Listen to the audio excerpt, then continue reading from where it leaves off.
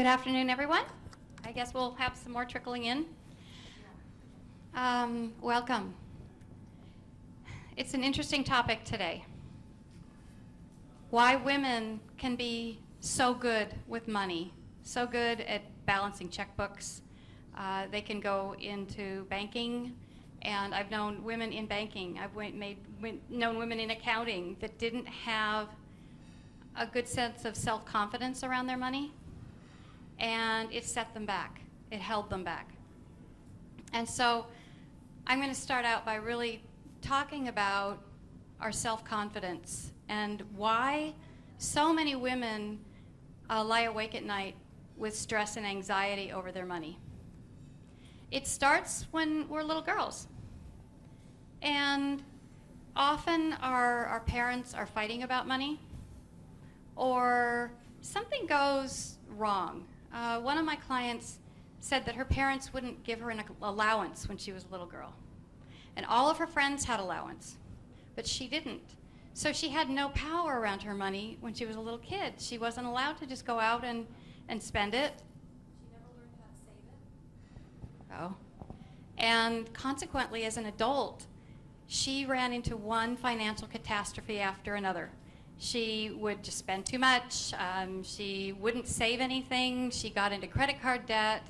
And when she went on to get married, her husband didn't trust her around money because of her financial past.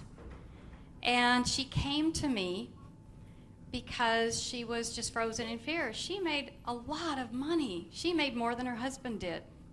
And this is very typical. Women can make the money, they get the education, they get the jobs, they own their own businesses. But there's something inside of them that formed when they were little girls that is saying, no, I can't do that. I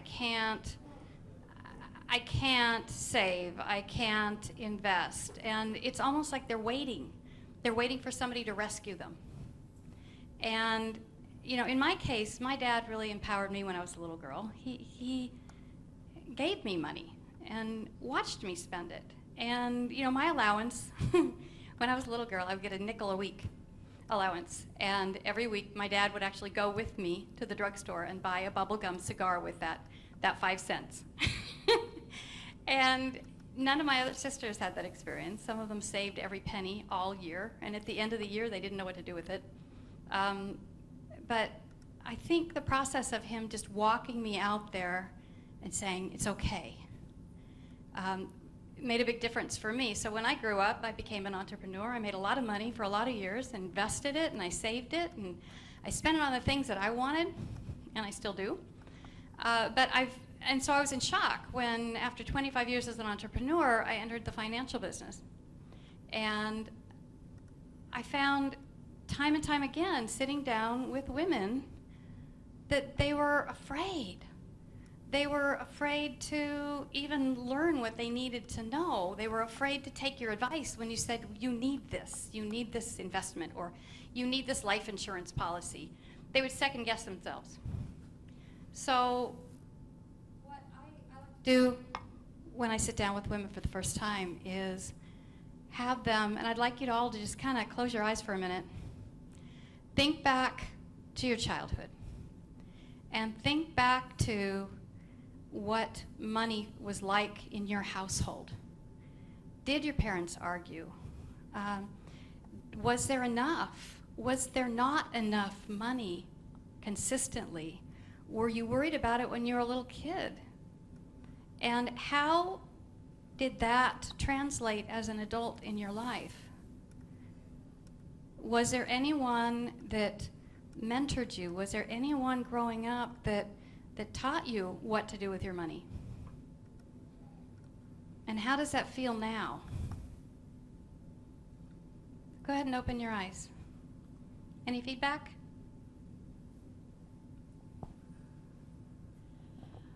Well, the first thing that came into my mind was when my parents were getting divorced and I was 8 years old.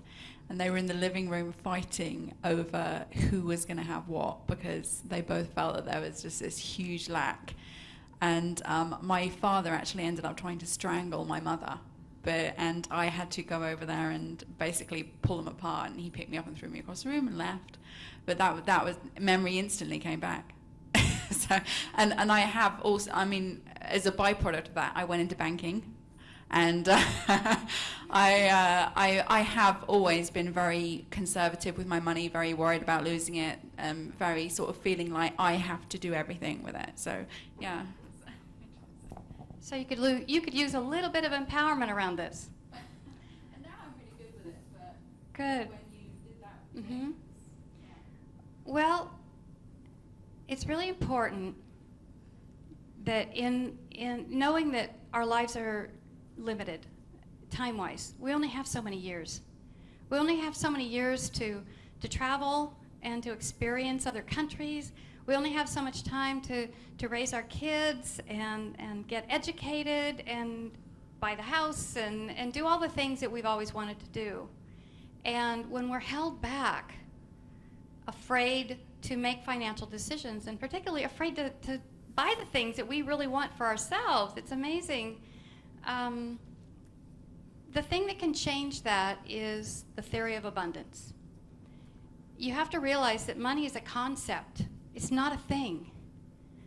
You probably experienced that if you came here from another country and you exchanged your money, and all of a sudden they give you all these weird bills, and all of a sudden it wasn't as valuable, right? You got this pocket full of cash, you didn't really know what it was. That's how money is. It's just a concept. And the more you hold tight to it, the less of it you end up having. It's the most empowering thing is to start to realize that money isn't a bad thing. A lot of us grew up with concepts that we got from our church and our community that money is evil, that when people get a lot of money, they do bad things. And it's actually the opposite. The people with billions of dollars today, come on in. The people who have billions of dollars today, Bill Gates, Tony Robbins, Richard Branson, these people are spending 80% of what they make doing good in the world. Andrew Carnegie is a good example. He had just millions and millions, and this was years and years ago. He had schools that he opened up all over the world to make sure that people got the education that they wanted. So if you start realizing that, and realizing that the more you have, the more good you can do, the more people you can help in the world, and you start to love and embrace your money, it will start coming to you. And once you've done that, and you see that money can just come and go, that there is no fear suddenly of it all going away, because you can always make more, you can always save more, you can always get a new job, you can always move to a less expensive place, you can sell things, but the more you have, the more you get. So it's important that once you've gotten this down and you've learned to embrace your money, that you start running your finances from the feminine, not from the masculine. And what do I mean by this? We've all been on that long, slow walk to the mailbox and gotten bills from people and companies, coming in, from people and companies who we owe money to.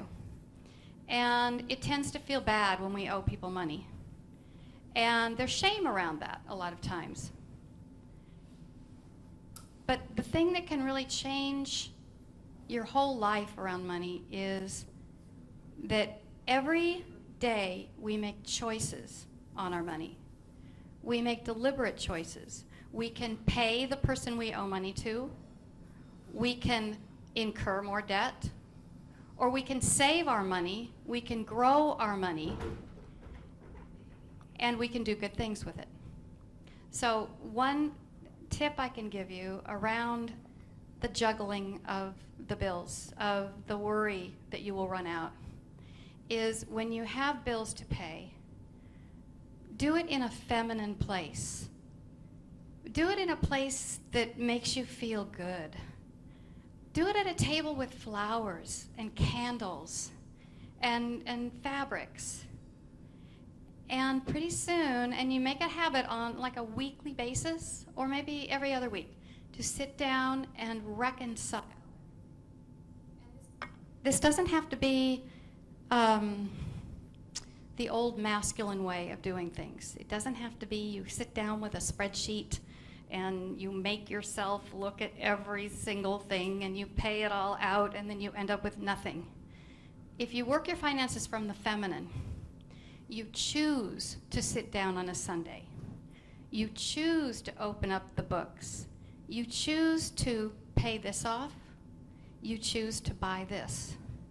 You choose to save money every time you get money come in, and you save it for yourself, and you save it for your family with intention. Imagine if you've done this, you've done the work.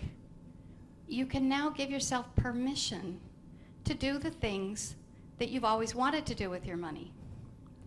If everything's clean, the bills are paid, the books are balanced, and the money comes in, and you've intentionally set aside a certain amount of money for certain purposes. Let's say travel. You've always wanted to go to France.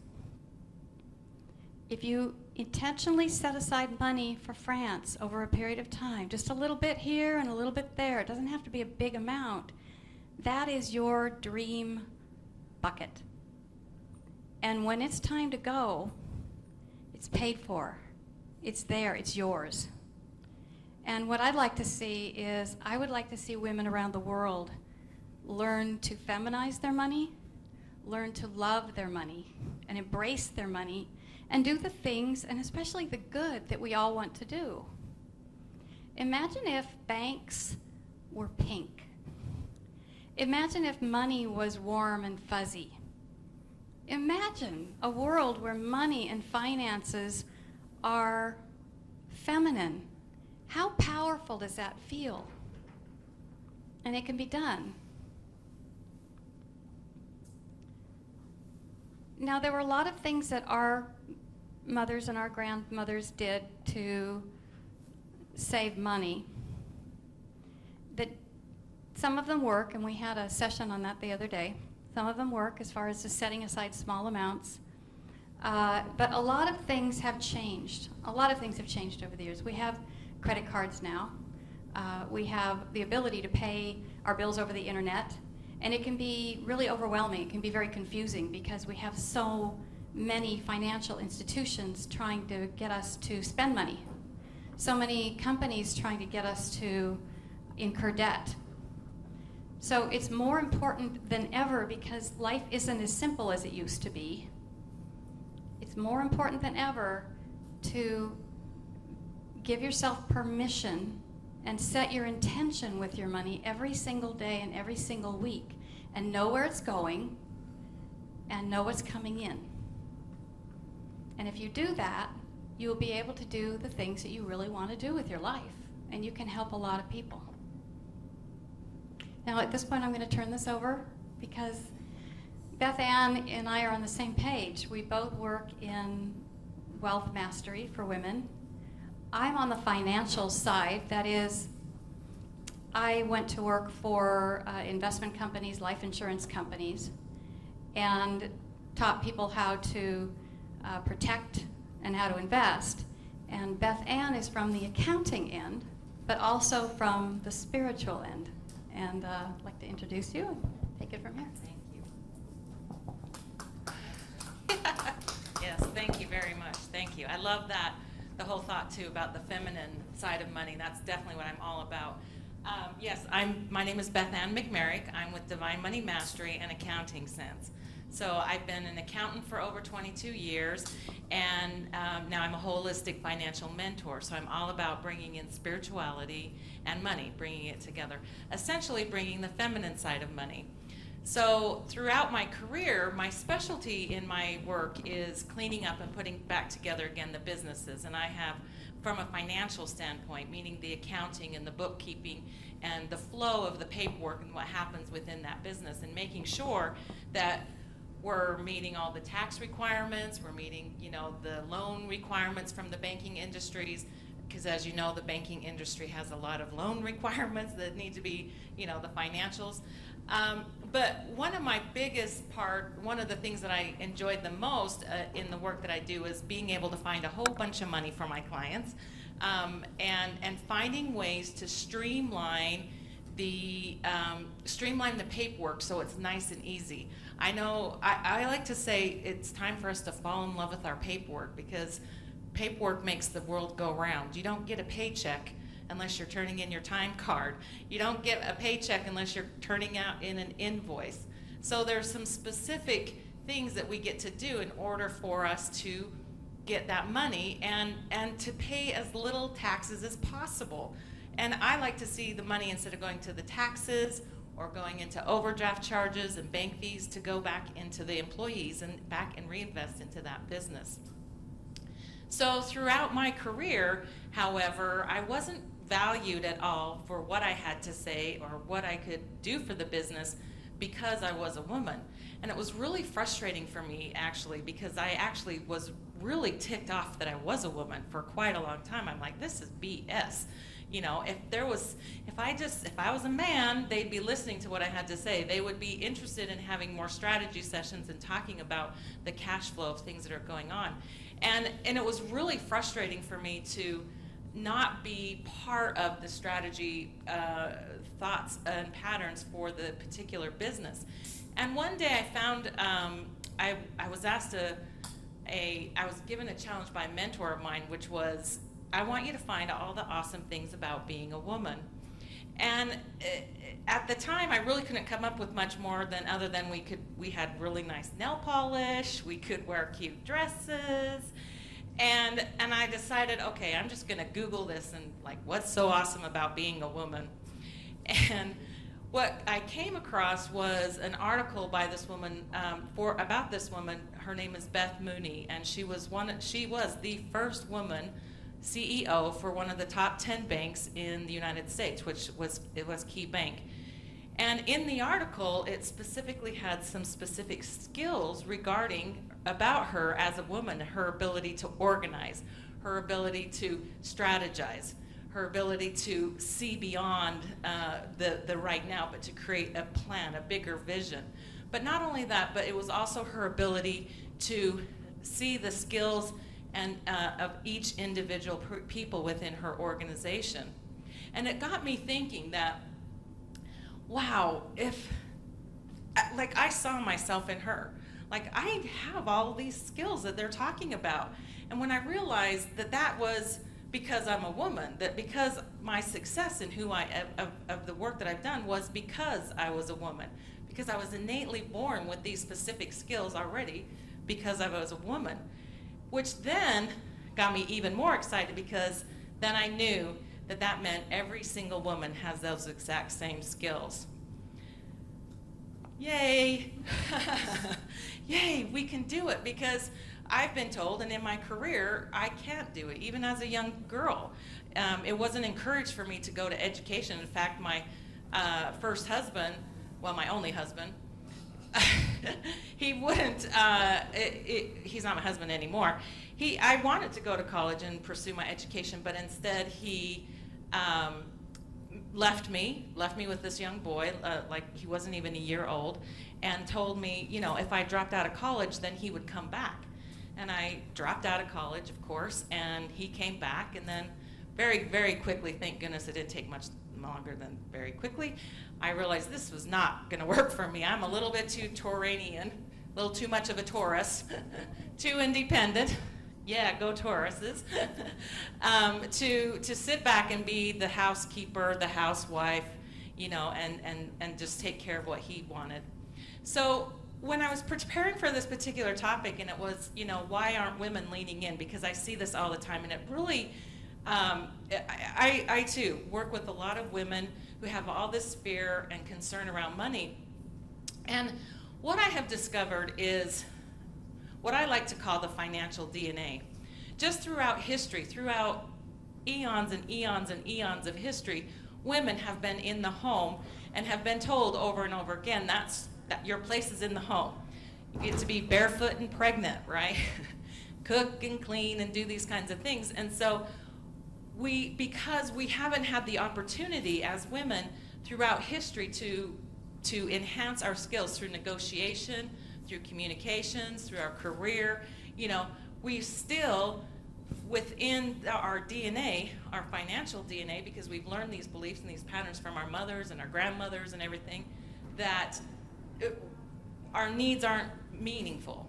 We don't have any need to be doing anything more. We should be satisfied with being a mother. We should be satisfied with making sure our husbands are taken well care of, that this is, here's my value is because my husband is well taken care of, my children all look really good, my kids are all in school, But because of that,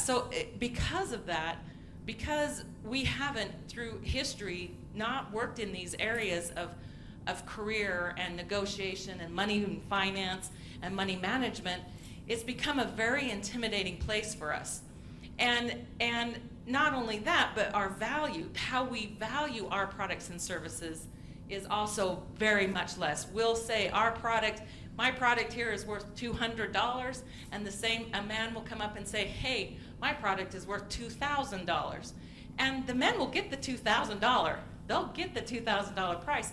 Most women won't get the $200 price because they're like, yeah, it's $200. Is that okay? Would that be okay for me to charge you $200 for this program that's really worth $10,000?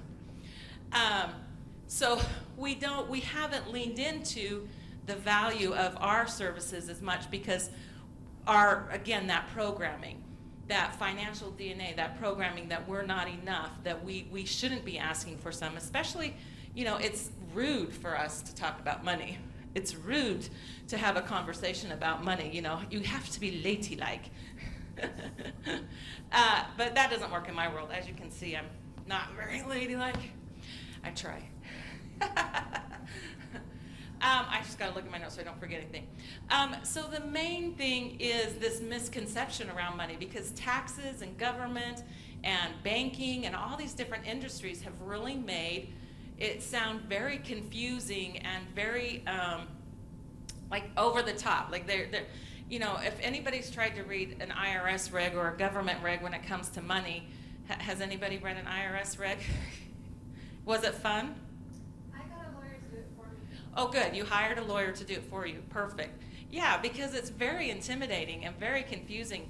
And as an accountant, what I've learned, and the bookkeeping part of it and managing the money really is super simple. What I like to teach my clients is looking at accounting and bookkeeping as like you're organizing your wardrobe in your home. In your closet, you have a space for your shoes, you have a space for your blouses, you have a space for your pants, you have a space for your dresses, you have a space for your nighties, you have a space for your earrings and your jewelry. And it's the same way with money managing and bookkeeping, is that there is just a space for everything, and you just have to remember, okay, and we just can organize it in just certain ways. And by putting all this information together, by putting all these numbers together, we can get more information from our profit and loss statements to tell us the success or not of our business. And then because of our skills of strategy, our skills of being able to consolidate, we're able to take this information and reorganize, make some changes in our business. Say, we find that, oh, hey, I thought I was making profit on this. I see this all the time.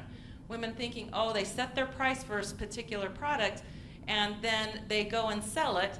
But when they find out that when they start looking at the numbers, the truth is it costs them more money to make the product than they're actually selling it for. And so we've got to get over this fear of our money. We've got to get over this fear of having a conversation around our money and reprogram our motherboard, is what I like to call it. Because we have so many beautiful ideas coming in. We have such high technologies coming into our business or into our mind, into ourselves. But yet our motherboard, so you think about these beautiful energies coming in and they're getting stuck on this motherboard it fries because they're not able to connect to it. And so we're not actually able to connect these divine ideas and these divine things that we want to create into reality, because our motherboard is still messed up. We're still working on the DNA, the financial DNA that deserves some rebooting, some cleaning up. So the big thing, the other thing to remember is that you already have your own answers. We were also given a huge, beautiful gift of intuition and knowledge. Everybody has this, men and women. And it's about listening to our answers and not being afraid to lean in, to step into it. Because we know, we get that idea. We say, okay, how much should this product cost? Or not cost, excuse me. How much should this cost? How much should I sell this for? How much should I sell this product for? Well, we'll get an idea. It'll say $45.95 for this particular, just say it's a little book. Oh, no, people aren't going to want to pay $45 for my book. I probably should just charge maybe like $20, maybe. So then when we go and ask for the $20, like, this is $20. There's still that energy that happens within there that whereas us being unsure and not confident in the value of our product, which means then our clients will not trust in the value of our product either. And most of the time they'll say, no, I'm not interested in your $20 product, just because they feel that same energy of it not being, that we're doubting ourselves, that we're not confident in ourselves. And that's why, and I'm so glad you brought this up about managing your money and looking at your numbers, because one of the biggest benefits about doing your accounting and your bookkeeping within your business and doing the reconciliation, which is one of the most important things to do, is that there's a level of confidence behind. Because back in your mind, we don't go around saying, yeah, I just overdraft my bank account, $300 this month, and it completely sucks. Oh no, I just got a government tax letter that just came. We don't talk about these kinds of things.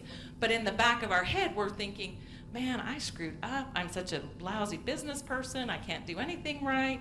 And so we lead with that same energy. But having your numbers, knowing what your numbers are, and getting the knowledge on what those numbers mean, gives you a level of confidence underneath that goes, yeah, I know what I'm doing. Yeah, I've got this, right? I know I'm making a profit. And it is just as simple as organizing your wardrobe in the home. And it just takes a little practice, it takes a little time. It's finding the right mentor, because your right mentor can teach you how to do things so it's not so complicated as the rest of the world likes to make it. I honestly think they do the complication on purpose, because if it's complicated, we won't care. I mean, my last client that I just cleaned up and did all this work, we cleaned up their entire business. It was a multi-million-dollar business. And I found so many mistakes that I saved them $56,000 in taxes. And that was from 2 years, over a 2-year period of time. And we reconciled, we redid their tax returns, and we found $56,000 worth of tax money came back just from bad bookkeeping. And I want to say one more thing really quickly before I turn it back to Sally, which is, if you own a business and you go, okay, I'm going to hire a bookkeeper, I'm going to hire somebody to manage my money, that doesn't take you out of the responsibility for looking at your books and knowing your numbers. Because there is such, and this makes me really sad, but there's such a, I don't know the exact word, but corruption in every area of business, but also in the accounting. And a lot of people are getting, and a lot of businesses are getting, what's the word I'm looking for? They steal, right? The accountants are stealing the money from them, and things are happening on the financial part of it that's causing issues for the owner. And so it's really important as the owner to still look at your books, still look at your numbers, know what those numbers mean. In my work and bringing in the spiritual part, I wrote a set of Money Goddess Oracle cards, and that's what these are here. And these cards here are to assist women, entrepreneurs, on how to heal that relationship within themselves and heal that relationship with their money, but also how to increase their financial vibration, like you were talking about, increasing that. So I brought a gift for you. I have a card that, and I'll pass these out here in just a second, that you can draw one of these cards for yourself. If you're interested in doing a reading, I'll be doing some readings after this class, and I can do a reading for you again, my gift to you. But take on your money, lean in, step into it. You can do it. And if it's something you're concerned about or fearful about, just remember what part of what you're doing is rewriting this DNA, and you can do it. You just find somebody to assist you, or you pray a lot, or breathe, what I like to say, the Lamaze breathing, where you just works a lot too. So thank you very much. Again, I'm Beth Ann with DivineMoneyMastery.com, and thank you for having me here today. Thank you, Beth Ann. I want to take one thing that she said a little further. Your money closet. Your money closet doesn't have to be limited to today and the day-to-day bookkeeping. It can also be related to your future financial planning.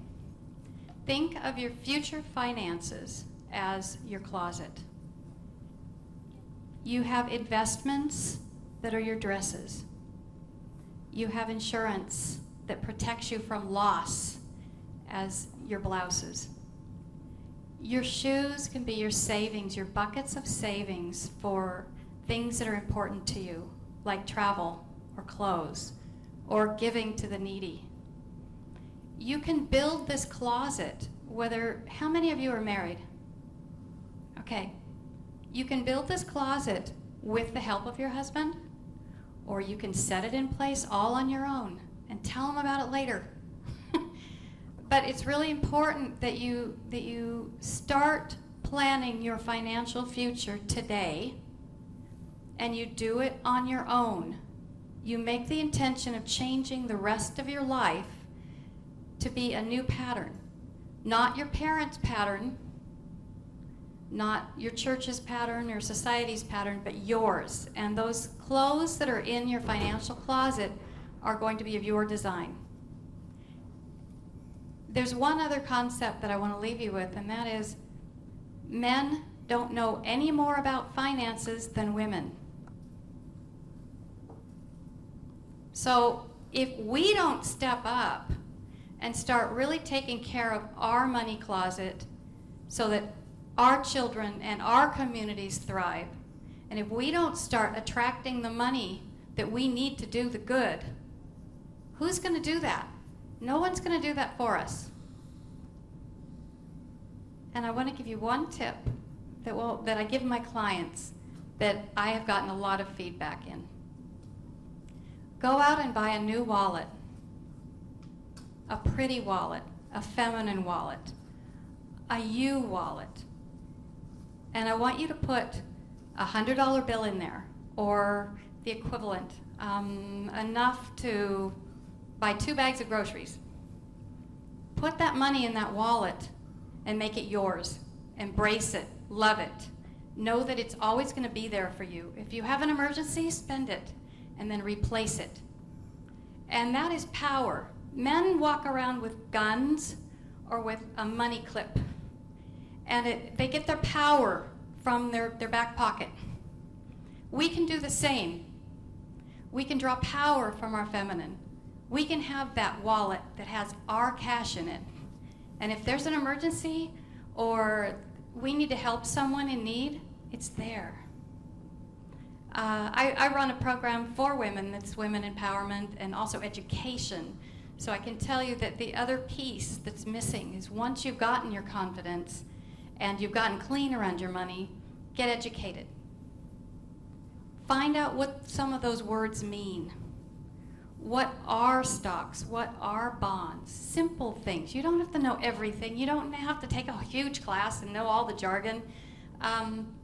You just need to know the simple things so that you can actually trust someone to advise you on where to put your money.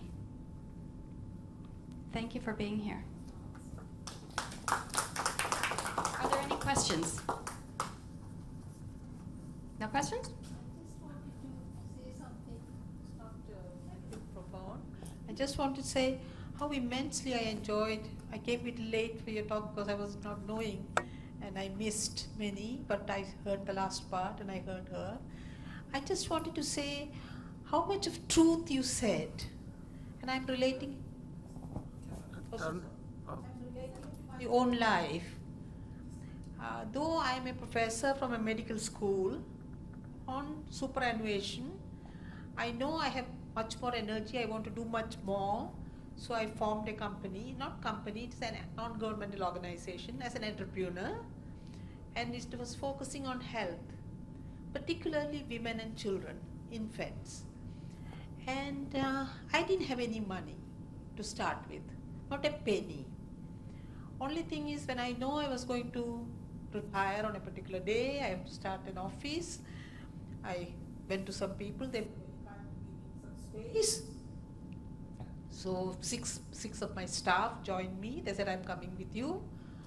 All that I did was, few years ago, I know I'll retire on that day. I put in an app. I'm good in writing. So I put in an application to UNICEF India saying, this is my expertise, and they wanted me to write a state-of-art report for the country. So they said, we'll give you 4 lakh rupees. 4 lakh is a lot of money, you know, and some amount of money for my travel within the country to go and visit places. So when I retired, all that money I had was this grant, little grant. And I started with that. I'm not a finance person. I'm not a management person. I have only intuition, you know, how to do things. And with that I started. Now it is 15 years ago, what I'm talking that. I moved 15 years ahead. I don't say that I have so much money, I don't have, but my show runs. And I have patients sometimes, I deal with a particular disease and I can diagnose it correctly. And there is not a single center for that in the entire globe, not even in India. I have patients coming to me from Antarctica, Anchorage. They send their blood sample, urine sample. Sometimes they're going for a surgery. The surgical biopsy they will send me. Some patients come from Australia. And sometimes they come on their own as a tourist and they want to get this test done. Why I'm saying all this? Without money, you can get so much professional satisfaction.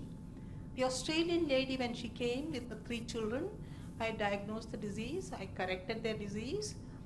When she saw what I do in the country, she went back, and she wrote me a letter saying, what can I do for you? So I told my staff, see what Deborah has written. She's saying, what can I do for you? What is that you need? So I asked my staff, what shall we ask? I didn't know what to ask. I'm embarrassed. See, money in embarrassment, you know, how to ask money. So my staff said, ma'am, we are running a program of anemia control in pregnant women. We are short of money. Let us ask Deborah to support us.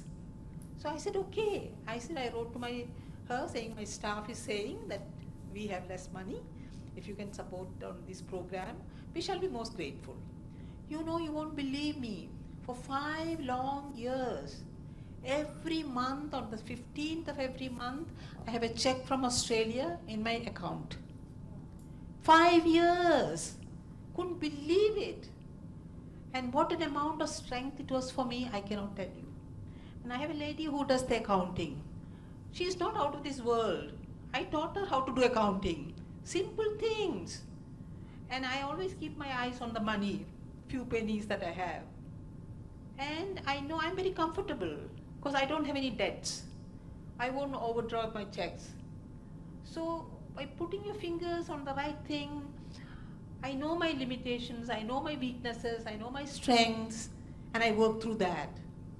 And some of the books we publish, and you said that, I was remembering. Some of my books which I write, some of the tests which I cost money, it is so less, you know. Some of my friends who come from US, Canada, they come and visit me, we sit and talk. They said, what are you doing? So little money you're charging. Maybe 3 times more. I said, my God, I don't have the heart, you know. They said, no, it's too little. So this is the advice I get. So I sometimes underestimate the value of the things which I do. But I've learned so much from you, and thank you so much for that. I want to add to what you said. This is very common with women. We give. We get our self-worth from what we give. And that's great, but if we give and we give and we don't learn how to receive, then we burn out. We get sick. We get tired. And suddenly we're not able to give anymore. So reverse that. Learn to receive. The more you receive, the more you step up and ask for it, the more you can give, the more good you can do. You're a brilliant woman, and you are solving a world problem that no one else is solving. Go out there and ask for it. Ask for the funding. Say, you know, I can do so much more. Who wants to fund me? You're going to find a lot of men out there that are willing to fund you. Thank you.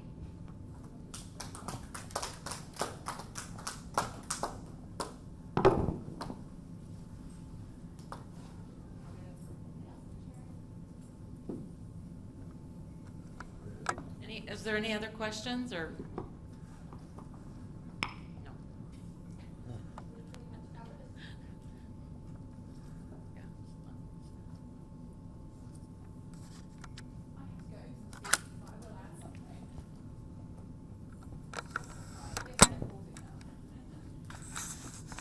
I'll just add that I'm an entrepreneur. I'm an ex-banker. I'm an entrepreneur now. Oh, okay. And I have my own business, and I learned a lot because I didn't know anything about business when I started it, and I was all self-taught. And I also felt that I couldn't charge very much for my services or my products, and I created a training program, and I was charging very little money for this training program. And one day I thought to myself, I'm going to double the price of this training program, because my husband kept saying it's too cheap. Everyone kept telling me it was too cheap. You know, I would have happily paid double for this. And as soon as I doubled the price of my training program, I got way more sales than I ever could have imagined. And I got way better results from the people who were taking the program, because they were taking it seriously, because they'd actually paid some serious money for it. So as a result of me charging more, I became more abundant myself, and I got way better results for the other people taking the program. So that was a lesson to me. That's awesome. Yeah, people see your value.